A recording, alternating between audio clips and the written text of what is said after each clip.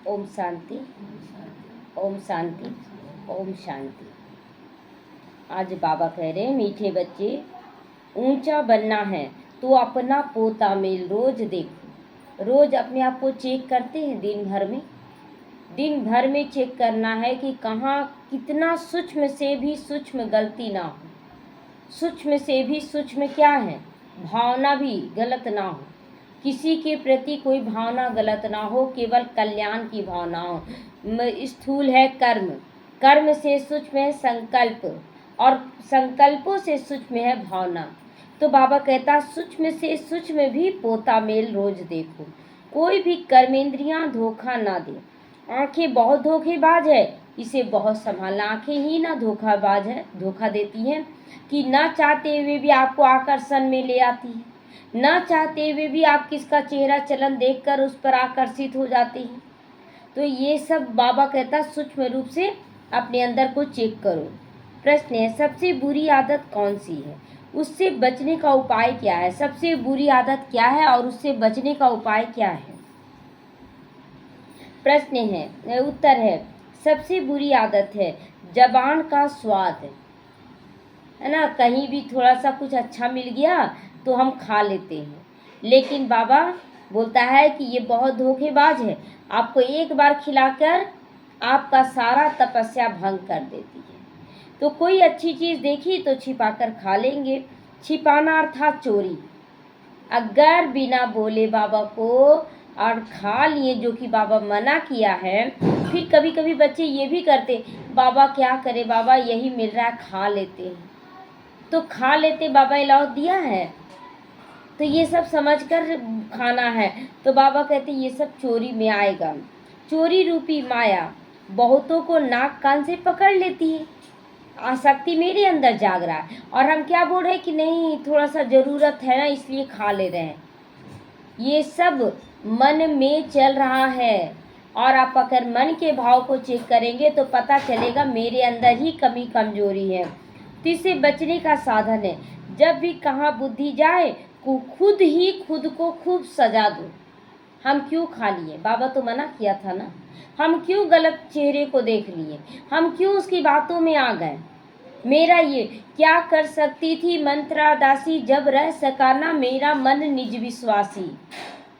कई कहती है कि मेरा मन जब अपने राम पर विश्वास नहीं किया, अगर विश्वास कर लेता पूरी तरह से तो मंत्रा क्या कर सकती थी, वो तो दासी थी।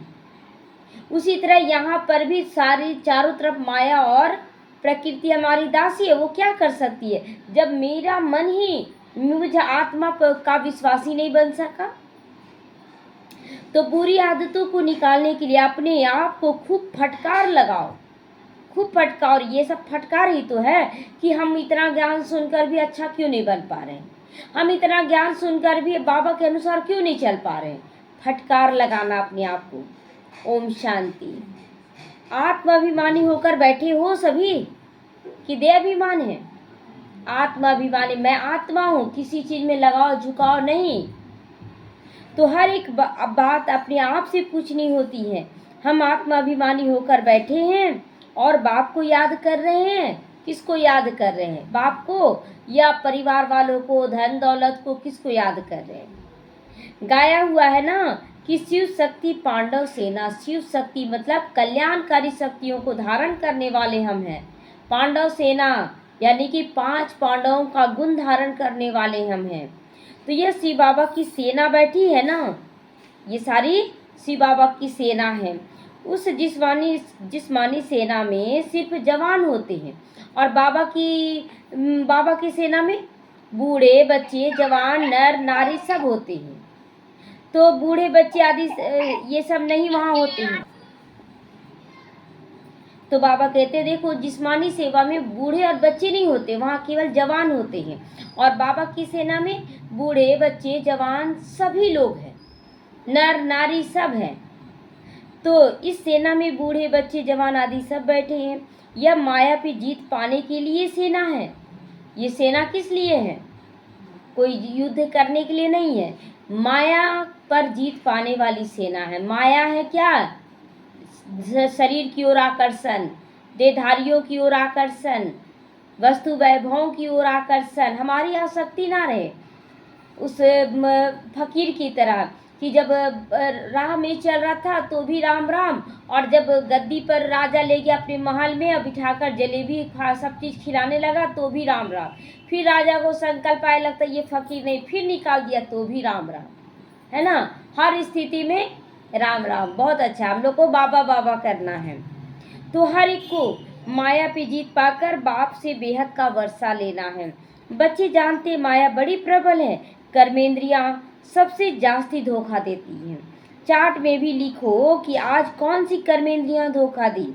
आज फलाने को देखा तो दिल हुआ कि इसको हाथ लगा ले, ये करे। हो सकता है ना कि बाबा के समय की बात है, उस समय कोई भाई होगा जिसके अंदर किसी बहन को देखकर संकल्प उठा कि हम इसको छू कर देखें, तो बाबा आज मुरली में चला दिया कि दिल होता है कि उसको छू कर देखें। आंखें बहुत नुकसान करती है ना। हर एक कर्मेंद्रियां देखो, कौन सी कर्मेंद्रियां बहुत नुकसान करती। ये उसी भाई की कहानी नहीं है। अभी हम लोग भी अपने बच्चों को देखते हैं, बेटा बेटी को देखते हैं, या किसी बच्चे को देख लिए, बहुत सुंदर बच्चा है, तो आंखें क्या की धोखा देती है और हाथ ऊपर उठा देता है कि चलो छू कर देखते बच्चा कितना प्यारा है। छुए ना, किसको छुए आप? आत्मा को तो नहीं छुए, आप शरीर को छू रहे हैं कि कितना प्यारा है। आत्मा की स्थिति में देखते हुए उसके बाद आप प्यार किए, वो अलग प्यार होगा। लेकिन जैसे ही सुंदर को देखे ऐसे पकड़ लिए, काम विकार आ गया उसके प्रति, ये सब पाप है। तो सूरदास का भी इस पर मिसाल देते ना कि अपनी आंखें फोड़ दी कि न रहेगा बांस न बजेगी बांसुरी, लेकिन वो ज्ञान के अनुसार नहीं था। आंखें फोड़ने के लिए बाबा थोड़ी बोल दिया है। तो अपनी जांच रखनी चाहिए, आंखें बहुत धोखा देने वाली हैं। अच्छे अच्छे बच्चों को भी माया धोखा दे देती है, आकर्षित हो जाती हैं। भर सेवा अच्छी करते परंतु आंखें धोखा देती हैं। इस पर बड़ी जांच रखनी चाहिए, क्योंकि दुश्मन है ना, कब किस पर वार कर दे। और इसीलिए राजाओं को क्या दिखाते हैं कि राजा तो बन गए, लेकिन राजा को उसको बस में करने के लिए कोई सुंदरी को सामने रख दिया जाता था और उसके प्यार में पागल हो गया, राजभाग सब खत्म। तो ये सब कहानी अभी का है, तो हमारे पद को भ्रष्ट कर देती है। जो सेंसिबल समझदार बच्चे हैं उन्हों को अच्छी रीति नोट कर लेना चाहिए सब बातें कि मुझे कोई भी परिस्थिति में, कैसी भी स्थिति हो, मुझे इनके आकर्षण में नहीं जाना है। तो डायरी पॉकेट में पड़ी हो, जैसे भक्ति मार्ग में बुद्धि और तरफ जाती थी तो चुटकी काटते थे अपने आप को। ब्रह्मा बाबा भी चुटकी काटता था। तुमको तो सजा दे दी चाहिए अपने आप को। अगर अपने आप को आप सजा दे देते हैं तो धर्मराज की सजाओं से नहीं गुजरना पड़ेगा, लेकिन अगर आप गलत भी कर रहे हैं, सजा भी नहीं दे रहे ना, तो फिर धर्मराज की सजा से गुजरना होगा। तो बड़ी खबरदारी रखनी चाहिए, कर्मेंद्रियां धोखा नहीं देती। किनारा कर लेना चाहिए, ऐसी जगहों से खड़ा होकर देखना भी नहीं चाहिए। स्त्री पुरुष का ही बहुत हंगामा होता है ना आज, तो देखने से काम विकार की दृष्टि जाती। इसीलिए सन्यासी लोग आंखें बंद करके बैठते, ना देखेंगे और ना ही विकार उत्पन्न होगा, तो इसलिए वो आंखें बंद कर लेते हैं। हम लोगों को आंखें तो नहीं बंद करना है। तो कोई सन्यासी तो स्त्री को पीट करके बैठते हैं, मतलब जिधर स्त्री बैठी है ना, पीठ की तरफ बैठाते हैं उनको। उन सन्यासियों आदि को क्या मिलता है? करके 10-20 लाख करोड़ इकट्ठा कर लेंगे, मर गए तो सारा खलास, सब यहीं छोड़कर चले गए। फिर दूसरे जन्म में इकट्ठा करना पड़े, उनके साथ नहीं गया दूसरे जन्म में। तुम बच्चों को तो जो कुछ भी अभी मिलता है वो अविनाशी वर्षा हो जाता है। अभी हम बच्चों को नशा रहना चाहिए कि इस समय हमें जो कुछ भी मिल रहा है वो अविनाशी है, वो ख़त्म नहीं होगा। तो वहाँ धन की लालच होती नहीं, कोई आप प्राप्ति होती नहीं। तो बाबा कहते कोई अप्राप्ति होती नहीं जिसके लिए माथा मारना पड़े। वहाँ सब कुछ मिलेगा, लेकिन यहाँ पर पहले आपका मन तन सब कुछ कंट्रोल में होना चाहिए, बुद्धि, तभी वहाँ सब कुछ मिलेगा। और मतलब इसीलिए तो कितना छटाई होता है, कितना 33 करोड़ में भी छाटा गया, 9 लाख तक पहुँच गया, मात्र 9 लाख, मतलब 1 करोड़ भी नहीं सत्युग में जाएगा 9 लाख का। तो कितना पुरुषार्थ करना चाहिए, कलयुग अंत और सतयुग आदि में दिन रात का फर्क है। अभी जो कलयुग आदि देख रहे हैं ना कि बहुत अच्छा हो रहा है चारों तरफ, नहीं, अल्पकाल के लिए दिया जा रहा उनको सुख है, तो वहाँ तो अपार सुख होगा, कोई कुछ भी नहीं, यहाँ तो कुछ भी नहीं है। बाबा हमेशा कहते संगम अक्षर के साथ पुरुषोत्तम अक्षर जरूर लिखो। संगम के साथ से साफ साफ अक्षर में बोलना चाहिए, समझाने में सहज होता है। मनुष्य से देवता किए करत ना लागी वार। भगवान को मनुष्य से देवता बनाने में टाइम नहीं लगता है, टाइम तो मनुष्यों को लगता है, भगवान को नहीं। तो जरूर संगम पर ही आएगा ना देवता बनाने, नरकवासी को स्वर्गवासी बनाने। मनुष्य तो घोर अंधियारे में, स्वर्ग क्या होता है ये पता ही नहीं। और इसीलिए यहाँ पर थोड़ा सा सुख क्या मिला, बच्चे उछलने लगते, हाँ हमको तो बहुत सुख है, हम तो बहुत आनंद में हैं। और फिर एक सेकंड के लिए ख़त्म हुआ तो रोना धोना शुरू, ये नहीं हुआ बाबा, वो नहीं हुआ, सब छीन गया बाबा, हम तो अच्छे से नाम ले रहे थे बाबा।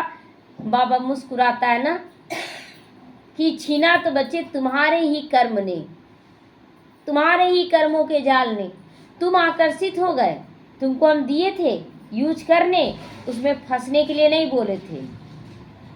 तो और धर्म वाले तो स्वर्ग को देख भी नहीं सकते, इसीलिए बाबा कहते तुम्हारा धर्म बहुत सुख देने वाला है।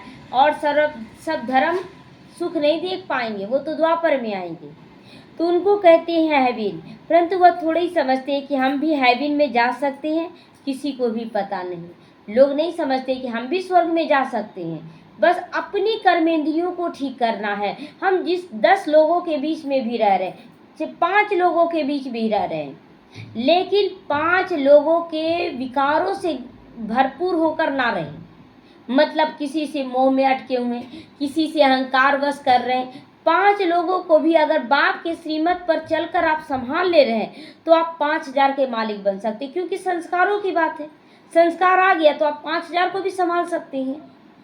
तो ये सब समझना है हम लोगों को। हम सोचते हैं कि नहीं हम तो कोई सेवा नहीं कर रहे, सेवा नहीं कर रहे हैं, लेकिन आपके अंदर वो क्वालिटी है, उस क्वालिटी को बाबा पकड़ेगा, वही चोटी है बाबा के लिए। क्वालिटी ही चोटी है, ये चोटी की बात नहीं हो रही है, क्वालिटी चोटी है। आपके अंदर अगर क्वालिटी है तो बाबा चुनकर आपको पहुंचा देगा ऊपर में। तो भारतवासी ये भूल गए हैं, हेविन को लाखों वर्ष कह देते हैं। क्रिश्चियन लोग खुद कहते हैं कि 5000 वर्ष पहले हेविन था। लक्ष्मी नारायण को कहते हैं गॉड गॉडेज, तो जरूर गॉड ही गॉडेज बनाएंगे ना, गॉड गॉडेज बनाएंगे। किसी में मनुष्य में थोड़ी ताकत है, धार्मिक गुरुओं में थोड़ी ताकत है कि हमें देवी देवता बना दे, ये भगवान में ताकत है। तो मेहनत तो करनी चाहिए ना, मेहनत तो करनी पड़ेगी ना, किसी में अटकाव नहीं। अच्छा पति में काम विकार है, क्या बेटा बेटी में काम विकार नहीं आता है क्या? आप देखिए कि बच्चे थोड़ा सा तैयार हो जाते, सुंदर लगने लगते, आप उस पर भी आकर्षित होने लगते, ये बहुत सुंदर लग रही है, बहुत प्यारी लग रही है। मन में थोड़ा सा संकल्प आ जाता है, थोड़ा शादी ब्याह करेंगे, कितनी सुंदर लगेगी, कहाँ कहाँ चला गया बुद्धि, होता है कि नहीं? ये सब सारा कुछ चलता है, उस भाव तक पहुँचे। तो रोज अपना पोता मेल देखना चाहिए, कौन सी कर्मेंद्रियों ने धोखा दे दिया। जबान भी कोई कम नहीं, कोई अच्छी चीज देखी छिपा कर रख लेंगे। सुदामा मिसल खा लिए, बोलते नहीं सब तो नीचे गिर गया चना, धोखा दे दिए। हम लोग भी कभी कभी धोखा देते हैं, दूसरों को नहीं खुद को देते हैं, खा ले रहे हैं सब कुछ, और फिर बाबा बोलते नहीं बाबा मेरा कोई आसक्ति नहीं, हम सब कुछ त्याग दिए हैं। झूठ बोलते हैं ना, सच्चाई रखना है और करते भी जाना है। समझते थोड़े ही हैं यह सब पाप है, चोरी है हुई ना, सो भी सी बाबा यज्ञ में से चोरी करना बहुत खराब है। बाबा के यज्ञ से चोरी करना ये बहुत खराब है। कख का चोर सो लक का चोर कहा जाता है।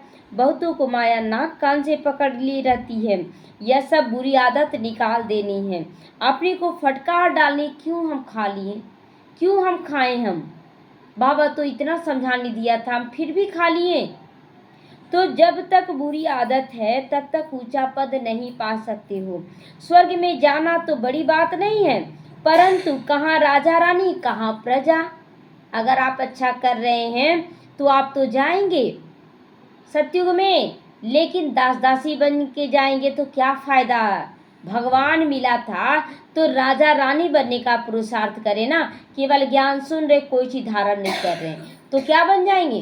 केवल ज्ञान को सुनने वाला क्या बनेगा? वही पैदल बनेगा, दास दासी, एकदम दास दासियों का भी दास दासी बनेगा। तो बाप कहते हैं कर्मेंद्रियों की बड़ी जांच करनी चाहिए। आज बाबा खुद के लिए पूरा मुरली चला रहा है। कौन सी कर्मेंद्रियां धोखा देती है, पोता मेल निकालना चाहिए। व्यापार है ना, जब तक आप व्यापार करना नहीं सीखेंगे तो कैसे व्यापार आगे बढ़ेगा। तो बाप समझाते मेरे से व्यापार करना है, पर ऊंचा पद पाना है तो निमित्त पर चलो, श्रीमत पर चलो। अगर ऊंचा पद पाना तो श्रीमत प्रमाण चलो। बाप डायरेक्शन देंगे, उसमें भी माया बिघन डालेगी, अपना मन मत लगा देते हैं, करने नहीं देगी। बाबा कहते हैं भूलो मत ये सब, गफलत करने से बहुत पछताओगे, खुद ही अपने जाल में फंस जाएंगे और फिर सजा के हकदार बनेंगे, तो कभी ऊंचा पद नहीं पाओगे। अगर हल्का सा भी मन मत चलाते हैं तो ये गलत है। अभी तो खुशी से कहते हैं ना हम नर से नारायण बनेंगे। अपने आप से पूछते रहो कहाँ कर्मेंद्रियां धोखा तो नहीं देती, ये सब चेक करना है।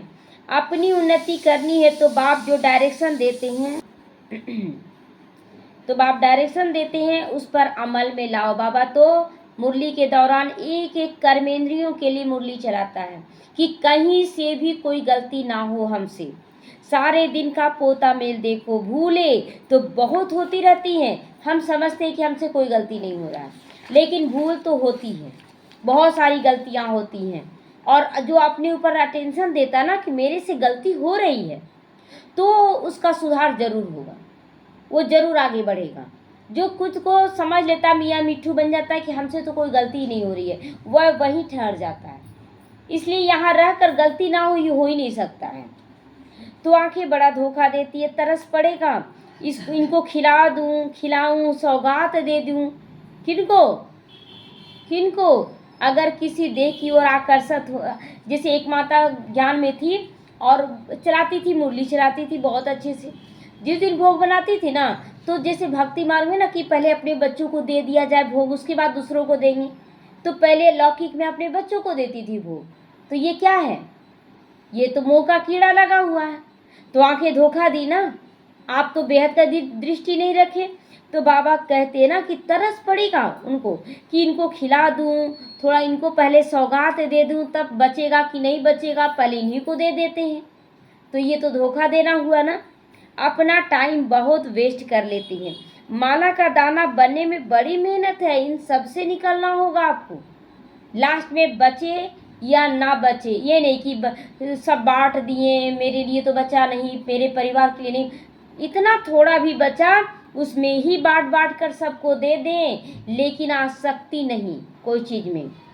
तो 8 मुख्य रतन है, 9 रतन कहते हैं ना, तो एक तो बाबा है, बाकी 8 है।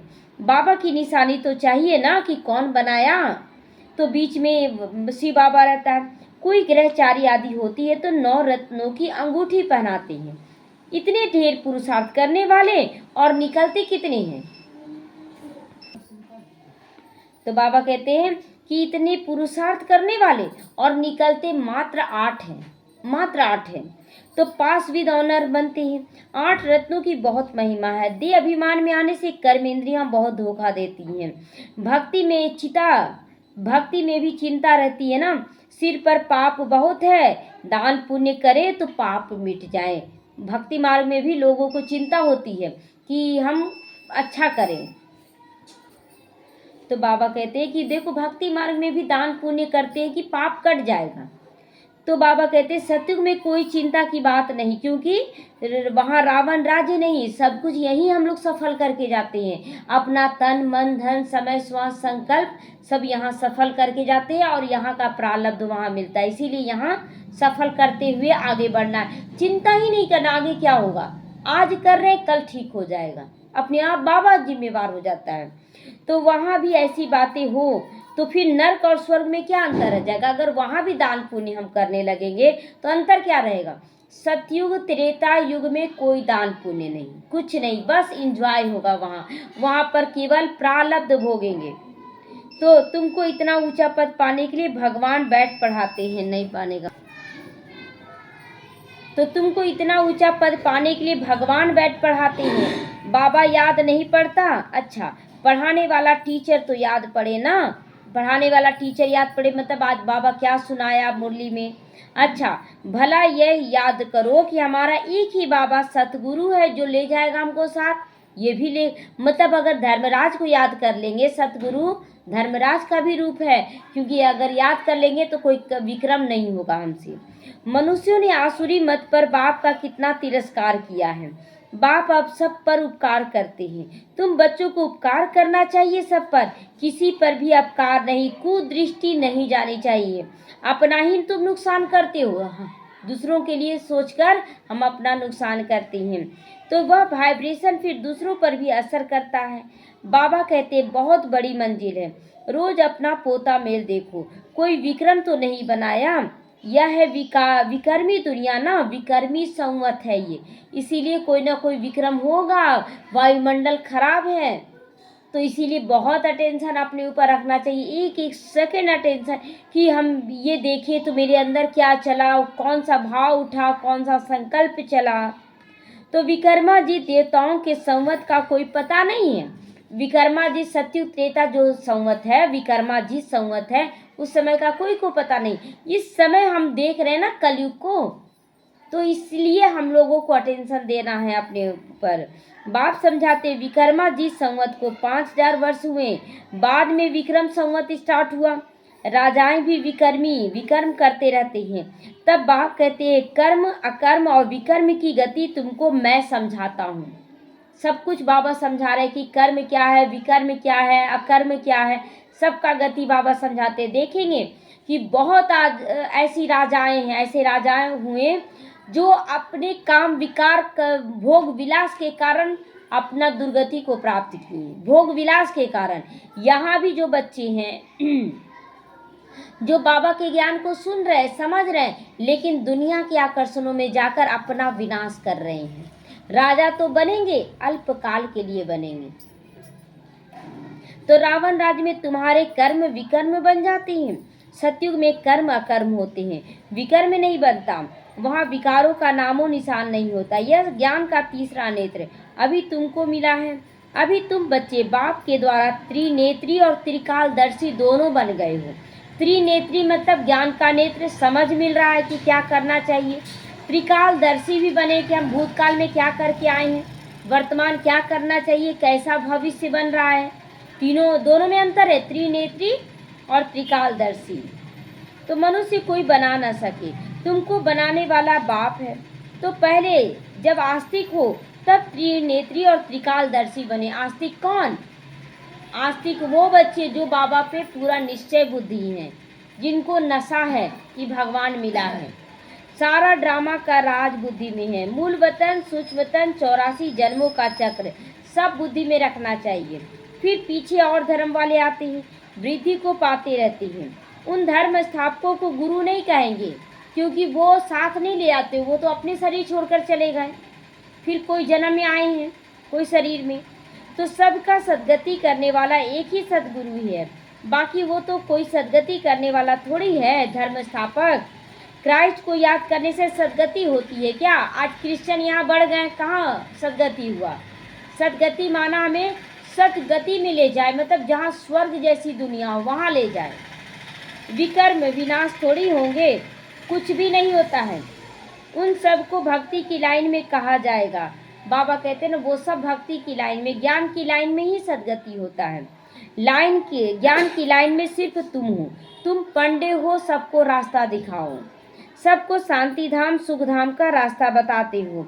बाप भी लिबरेटर है, दुखों से छुड़ाने वाला। बाप ही गाइड है, रास्ता दिखाने वाला।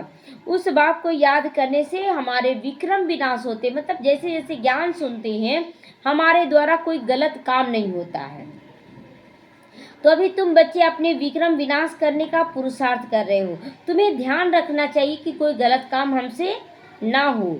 एक तरफ पुरुषार्थ करते हो और दूसरी तरफ विकर्म ना होता रहे।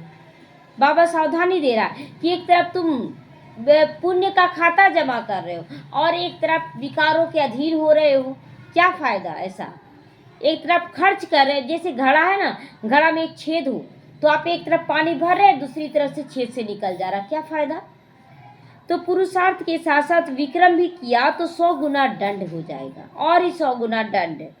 जितना हो सके उतना विकर्म ना करो, नहीं तो एडिशन बहुत ज़्यादा होगी। अब ज्ञान में आ गए ना, तो एक का पद्मा गुना जमा होता तो एक का पद्मा गुना खाली भी हो जाएगा।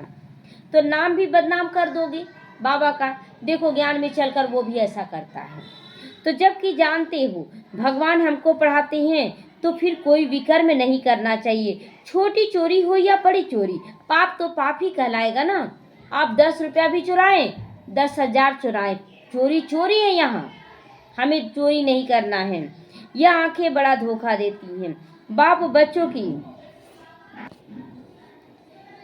तो बाबा कहते हैं ये आंखें ही धोखा देती हैं।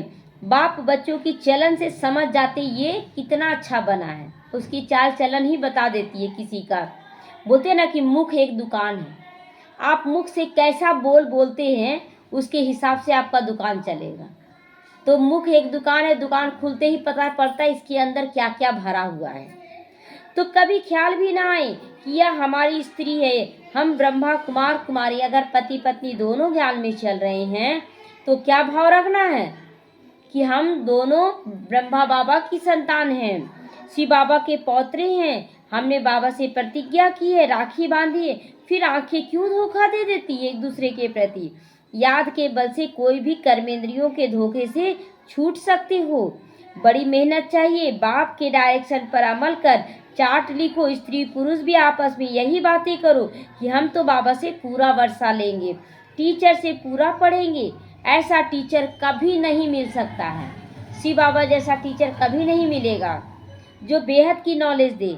लक्ष्मी नारायण ही नहीं जानते तो उनके पिछाड़ी में आने वाले कैसे जान सकते हैं। लक्ष्मी नारायण को भी नहीं पता कि भगवान हमें पढ़ाकर इस लायक बनाया है, अभी हम लोग जान रहे हैं। तो बाबा कहते हैं यह सृष्टि के आदि मध्य अंत का ज्ञान सिर्फ तुम बच्चे इस संगम पर जानते हो। बाबा बहुत समझाते हैं, यह करो, ऐसे करो, ऐसे करो। फिर यहाँ से उठे तो खलास हो जाते हैं, फिर वही देवभान में आ जाते हैं। यह नहीं समझते कि शिव बाबा हमको पढ़ाते हैं। हमेशा समझो शिव बाबा कहते हैं इनका फोटो भी नहीं रखो, ब्रह्मा बाबा का भी फोटो नहीं रखने के लिए बाबा कहता है उस समय साकार में। यह रथ तो लोन लिया हुआ है, यह भी पुरुषार्थी है। यह भी कहते हैं कि मैं बाबा से वर्षा ले रहा हूँ, तुम्हारे समान हूँ, मैं भी एक स्टूडेंट लाइफ में हूँ। ब्रह्मा बाबा भी क्लियर करता है कि मैं भी तुम्हारे जैसा हूँ, आगे चल तुम्हारी महिमा होगी। तो ब्रह्मा बाबा का अब क्यों फोटो लगाया जा रहा चारों तरफ? क्योंकि वो पुरुषार्थी जीवन में बोलते थे, अभी वो तो बाप समान बनकर सेवा दे रहे हैं ना, अव्यक्त फरिश्ता संपन्न और संपूर्णता को प्राप्त कर चुके हैं। तो अभी तो तुम पूज्य देवता बनने के लिए पढ़ते हो, फिर सत्युग में तुम देवता बनोगे। यह सब बातें सिवाय बाप के कोई समझा ना सके। तकदीर में नहीं है तो संशय उठ जाता है, ऐसा भी होता है क्या, ऐसा कैसे हो सकता है, बहुत सारा क्वेश्चन उठा देते हैं। शिव बाबा आकर कैसे पढ़ाएंगे, मैं नहीं मानता, ऐसे लोग कह देते हैं। मानते नहीं तो शिव बाबा को याद कैसे करोगे?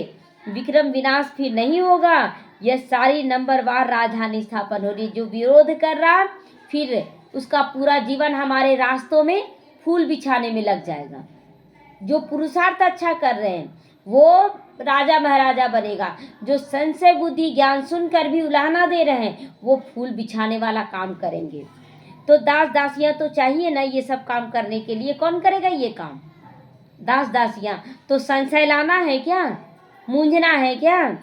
तो राजाओं को दासियां भी दहेज में मिलती हैं, यहाँ ही दासियां रखते हैं। तो सत्युग में सोचो कितनी दासियां बनेंगी, बहुत।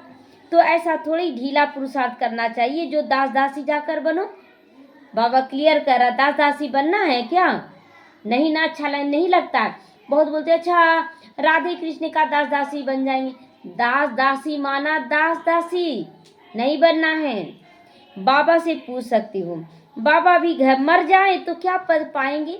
अब अपने आप से पूछो, बाबा से क्यों पूछते हो? बाबा तो झट बता देंगे। अपना पोता मेल खुद ही देखना है कि हम कैसा पुरुषार्थ कर रहे हैं। अंत में नंबरवार कर्मातीत अवस्था हो जानी चाहिए। कर्मातीत, कर्म के प्रभाव से एकदम निश्चिंत हो जाएं, क्या होगा नहीं होगा, बस हमको अच्छा करना है और कुछ सोचना नहीं है। यह है सच्ची कमाई। उस कमाई में रात दिन कितना बिजी रहते हैं। सट्टे वाले जो होते हैं ना, वह एक हाथ से खाना भी खाते हैं, दूसरे हाथ से फोन का कारोबार चलाते हैं। बहुत बिजी रहते हैं ना, एक हाथ से ऐसे मोबाइल चला रहे, एक तरफ से खा रहे हैं। हम इन लोगों को भी देखते हैं ना कि भोजन भी शांति से नहीं करते इन लोग। भोजन भी नहीं, भोजन करते हुए फोन से बात करें, इसका कॉल उसका कॉल, भोजन भी शांति से, यहाँ क्या सुख है। हाँ? तो दूसरे हाथ से फोन पर कारोबारी चलाते रहते। अब बताओ, ऐसे आदमी ज्ञान में चल सकेंगे जिसका सारा ध्यान बिजनेस में है। कहते हमको तो फुर्सत ही कहाँ कि ज्ञान सुने, आप लोग तो फुर्सत में हो। अरे सच्ची कमाई मिलती है यहाँ। बाप को सिर्फ याद करो, विक्रम विनाश होंगे। अष्ट देवता आदि का को भी याद करते हो ना, उनकी याद से तो कुछ मिलता नहीं। बाबा बार बार एक ही बात पर समझाते रहते हैं, जो फिर ऐसे कोई कह ना सके कि फलानी बात पर सो समझाया नहीं। बाबा एकदम क्लियर रोज रोज समझाते, ताकि कोई कह ना सके कि बाबा आप नहीं समझाए हैं। तुम बच्चों को पैगाम भी सबको देना है। एरोप्लेन से पर्चे गिराने के लिए कोशिश करनी चाहिए, उसमें लिखो शिव बाबा ऐसा कहते हैं। ब्रह्मा भी शिव बाबा का बच्चा है, प्रजापिता है, वह भी बाप है ना, यह भी बाप है। प्रजापिता भी पिता, यानी कि पिता है वो, फिर शिव बाबा भी पिता है। शिव बाबा कहने से ही बहुत बच्चों के प्रेम के आंसू आ जाते हैं कि कितना प्यार करता है बाबा हमें। कभी देखा भी नहीं, लिखते हैं बाबा कब आकर आपसे मिलेंगे। बाबा बंधन से छुड़ा दो। बाबा तरसती थी माताएं कि कैसे हम बंधन मुक्त होकर मधुबन जाएं। बहुतों को बाबा का, फिर प्रिंस का साक्षात्कार होता है। आगे चल बहुतों को साक्षात्कार होंगे, फिर भी पुरुषार्थ भी करना पड़े ना। आप कितना भी साक्षात्कार कर ले, लेकिन बिना पुरुषार्थ के आपको नहीं मिलेगा वो पद। तो मनुष्य को मरने के समय भी कहते ना, भगवान को याद करो, राम राम जबरदस्ती कहलवाते हैं। तो तुम भी देखोगे पिछाड़ी में खूब पुरुषार्थ करने लग पड़ोगे, लेकिन प्राप्ति थोड़ा हो जाएगा। याद करने लगेंगे। बाबा राय देते, बच्चे जो समय मिले उसमें पुरुषार्थ कर, मेकअप कर लो, अपना मेकअप कर लो, जो छूट गया है ना वो मेकअप सही कर लो। तो बाबा को याद में रहकर विक्रम विनाश करो, तो पीछे आने से भी आगे जा सकते हो, कोई दिक्कत नहीं है। जैसे ट्रेन लेट होती है ना, तो मेकअप कर लेते हैं ना। तुमको लेट होती है तो देखते हैं कि ट्रेन धीरे धीरे चलती है, बहुत टाइम ले लेती है, उसके बाद जब मेकअप करना रहता है तो तेज चाल कर देती है।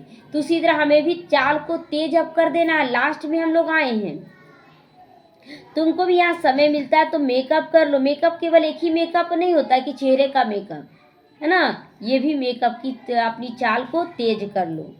यहाँ आकर कमाई करने लग जाओ। बाबा राय भी देते हैं, ऐसे करो ऐसे करो, अपना कल्याण करो, बाप की श्रीमत पर चलो, एरोप्लेन से पर्चे गिराओ।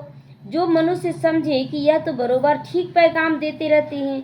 भारत कितना बड़ा है सबको मालूम पड़ना चाहिए ना, इसीलिए बाबा ऐसा। अब तो मीडिया द्वारा कितना जल्दी जल्दी फैल रहा है, तो जो फिर ऐसे कह ना सके बाबा हमको तो पता ही ना पड़ा, आप आए हैं, ऐसे कोई भी ना कहे, सबको बता देना हम लोगों को भगवान आया हुआ है। अच्छा, मीठे मीठे सीखी लदे बच्चों प्रति माता पिता बाप दादा का याद प्यार और गुड मॉर्निंग। रूहानी बाप की रूहानी बच्चों को नमस्ते। हम रूहानी बच्चों की रूहानी माता पिता बाप दादा को याद प्यार, गुड मॉर्निंग और नमस्ते नमस्ते। शुक्रिया बाबा, शुक्रिया। धारणा के लिए आज मुख्य सार है, सेंसिबल बनकर अपनी जांच रखनी है। आंखें धोखा तो नहीं देती, कोई भी कर्मेंद्रियों के वश होकर उल्टा कर्म नहीं कर लेना। देह भान के अनुसार कर्म नहीं करना है, याद के बल से कर्मेंद्रियों के धोखे से छूटना है। इस सच्ची कमाई के लिए समय निकालना है। पीछे आते भी पुरुषार्थ से तुम मेकअप कर सकते हो, आगे बढ़ सकते हो। वो यह विक्रम विनाश करने का समय है, इसीलिए कोई भी अब विक्रम मत करो। बाबा को याद करो, यज्ञ सेवा में समर्पण हो जाओ। वरदान है, बालक सो मालिक के पाठ द्वारा निरहंकारी और निराकारी बनो। अहंकार नहीं, निरहंकारी बनना है। बालक बनना अर्थात हद के जीवन का परिवर्तन करना। कोई कितने भी बड़े देश का मालिक हो, धन व परिवार का मालिक हो, लेकिन बाप के आगे क्या है? वो बालक है। चप्पल खोलकर ही ना अंदर जाते हैं मंदिर में। तो तुम ब्राह्मण बच्चे भी बालक बनते हो तो बेफिक्र बादशाह पहले बनो। कोई फिक्र नहीं, बालक को कोई चिंता होना चाहिए। और भविष्य में विश्व के मालिक बनते हो। बालक सो मालिक हूँ, यही स्मृति सदा निरहंकारी निराकारी स्थिति का अनुभव करवाती है। बालक अर्थात बच्चा बनना माना माया के से बच जाना, माया से बचना, बाबा का बालक बनना। स्लोगन है प्रसन्नता ही ब्राह्मण जीवन की पर्सनालिटी है। तो सदा क्या रहना है? प्रसन्न रहना है। यही हमारा श्रृंगार है, यही हमारी पर्सनालिटी है। अव्यक्त सारे संकल्पों की शक्ति जमा कर श्रेष्ठ सेवा के निमित्त बनो। जो कार्य आज के अनेक पद्मापति नहीं कर सकते, वह आपका एक संकल्प आत्मा को पद्मापति बना सकता है। इसीलिए श्रेष्ठ संकल्प की शक्ति को जमा करो। आज गरीबों का ना कना कना सफल हो रहा है, तब तो यज्ञ चल रहा है ना। साहूकारों का बहुत थोड़ा लग रहा है। जिस हिसाब से जिसका धन है उसके हिसाब से देखना है कि हम कितना लगा रहे हैं। तो श्रेष्ठ संकल्प की शक्ति को ऐसा स्वच्छ बनाओ, जरा भी व्यर्थ है कि अस्वच्छता भी ना हो, तब यह शक्ति कमाल का कार्य करेगी। अगर आपके अंदर भावना एकदम सच्चा है समर्पण करने का, तो बहुत अच्छी रिजल्ट आएगी समर्पण का। और अगर भावना शुद्ध नहीं तो रिजल्ट ऊपर नीचे होता रहेगा। तो इसीलिए बाबा कहते हैं कि यह कमाल तब करेगी कार्य जब व्यर्थ की अस्वच्छता को निकाल दोगे। कोई अस्वच्छता नहीं होनी चाहिए हमारे अंदर।